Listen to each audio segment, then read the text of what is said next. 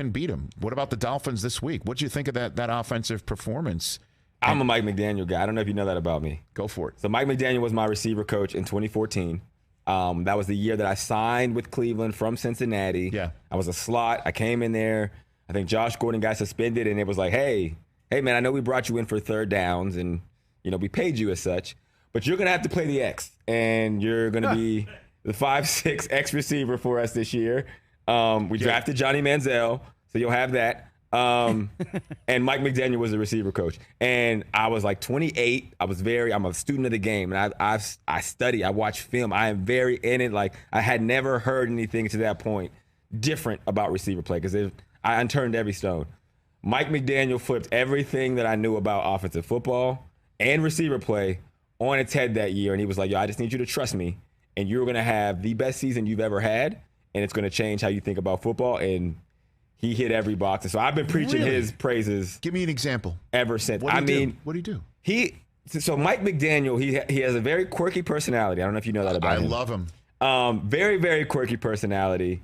He is a football savant. And I know people say, there's people who are mad scientists or offensive gurus. No, he is a Yale graduate. He is the kind of person that probably should be a scientist, but he just loves the game of football, right? And so he approaches it as such. He does not take any cliche. He does not take things the way that they've done. He doesn't, go with the flow because he's been told to do it this way.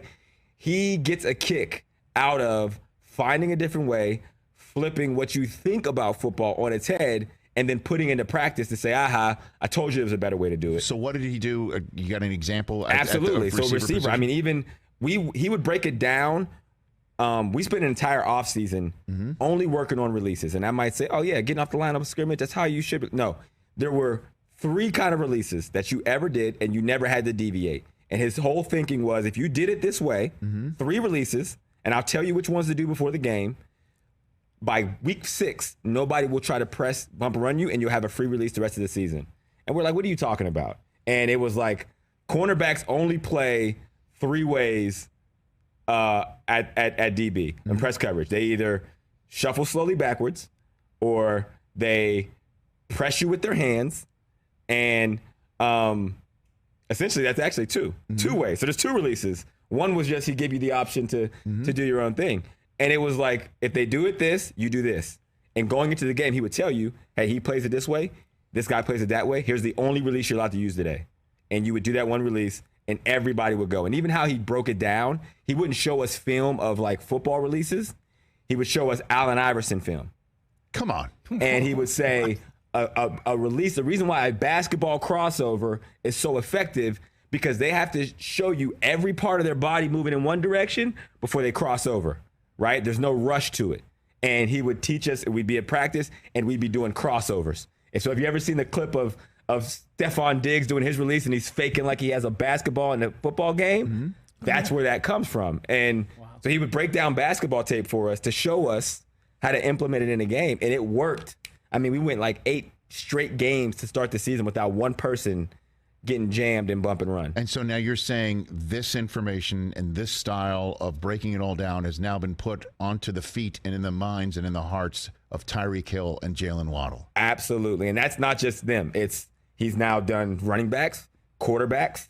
He does offensive line. He was a run game. So he breaks down. This is how his mind works. He breaks down each position the same way. Like when you're running a drag route, it's like they call it a yak angle. Once you beat under coverage, like you're typically told, don't drift upfield on your routes. Don't do it, because that sells the quarterback out. Well, when you have Jalen Waddle and you have Tyreek Hill, he loves receivers who can get yards after catch. That's his thing. And it's by design, because he knows his thing is when you're doing it and you have a free range, you check first, but you drift upfield, because that puts you at an angle to be best when you have yards after catch. And it'll add X amount of yards, X amount of touchdowns, X amount of first downs. So he actually teaches the opposite of everything that I was taught. He teaches you to go in, to go out, where typically they say, hey, if you're going inside, don't get caught in there because you get stuck and it'll be a pick. No, he says, break the rules of everything that they've taught you, because that means they've also taught the defenses that and the D coordinators. So we're going to do the opposite of what everybody else is doing, because that's the only way to innovate. So this is the kind of stuff he sits there in the meeting room and says. And when as players, it's like, oh man, this isn't going to work. But then slowly you start having these games and these career games, and then the game slows down and it starts to become easier.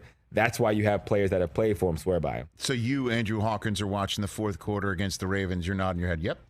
I know what's coming, man. And in-game adjustments. And again, I'm not saying he's the next coming, but I'm telling you from experience. I tweeted this in like 2019. Yes. It was like somebody, and it's on there, and I'm going to retweet it today so everyone gives me my credit. Okay. But I said there are people talking about Mike McDaniel for a head coaching job. And I said I would bet every dollar in my bank account there is not a single candidate who knows offensive football more than him. All right, I just found it. That was fast. January 10th, 2019. Hearing multiple teams have inquired about 49er run game coordinator Mike McDaniel for OC. I played one season under Mike, and if they want an offensive guru, I'd bet every dollar in my account that no other candidate understands offensive football the way he does. Every dollar. So this is before anybody was talking about him. But this is what I know because I've been around the guy, and I know how he obsesses over it. So, yeah, it's really cool to see what he's doing. And this week will, to your point, be one of his biggest tests, right? If they can knock the Bills off, then it's going to be Mike McDaniel mania. So let me take it. Let me do a McDaniel and go a different way on it right here. Flip it on you, Andrew Hawkins. His not being in San Francisco, is that going to be something we see wind up on a day, a Sunday? It could be Sunday night in Denver. Will they miss him? I mean, that this not being there. I understand Shanahan's got it. Yeah. And I understand that the staff knows what they're doing. Mm-hmm. You remove that, though, from somebody else's offensive room. Won't there be a loss? There will be a loss. Absolutely. And Shanahan is also the GOAT. I'm a big Shanahan fan as well for a lot of the same reasons. And Mike came up under Shanahan. But it's like in anything, there is like the master of something, and the ones who actually are successful are the ones that don't try to copy exactly what they've been taught, right? It's why the Belichick tree typically doesn't have the fruits that you would expect it to, because you can't be Belichick. You have to take the elements of Belichick that fit, right, and then put your own spin on it, Mike Vrabel, and then you have the ability to create your own. And I think that's what Mike has done really well. And if Shanahan was sitting right here and you asked him, and he was being honest, hey, is Mike McDaniel leaving you a loss?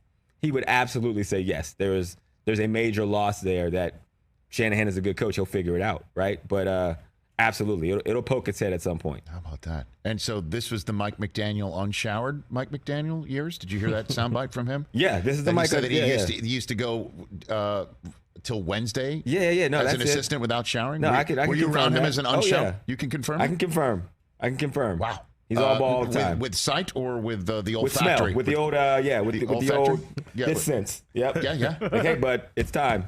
You know, let's push this up to Tuesday. Yeah, you want to flip the script? How about here's some soap. Here's some shampoo. Some things are worth continuing the tradition of, Mike.